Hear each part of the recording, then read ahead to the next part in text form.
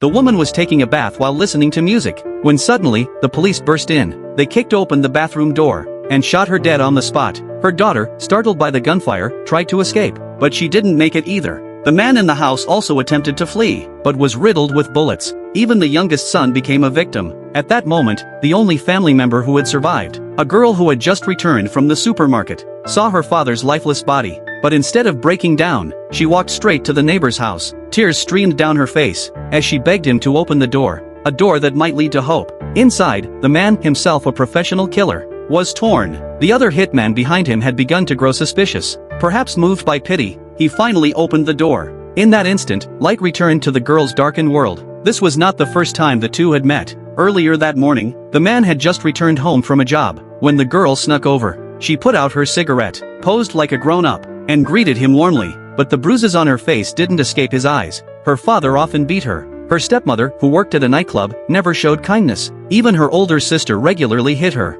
The only one who had treated her well was her younger brother. But now he, too, was dead. Her tears were only for him. While the man stepped away briefly, the girl opened one of his cases. That was when she learned the truth. Her neighbor was a professional assassin, so she made an offer. She would become his housekeeper, if he would teach her how to kill. The man refused. To prove her determination, the girl grabbed a pistol and fired several rounds into the street. The man was stunned. And so, a grown killer and a young girl walked side by side through the streets of New York. They climbed up to a rooftop, and he gave her her first lesson. Never wear light colors, and always watch for reflections. They could reveal your position. With those tips, the man picked their first target, a politician surrounded by bodyguards. The girl studied his movements, took aim, and fired her first shot. Thankfully, it was only a paint round. Still, the guards broke into a cold sweat. That shot had nearly cost them their jobs. The two fled the scene, but their strange new life had only just begun.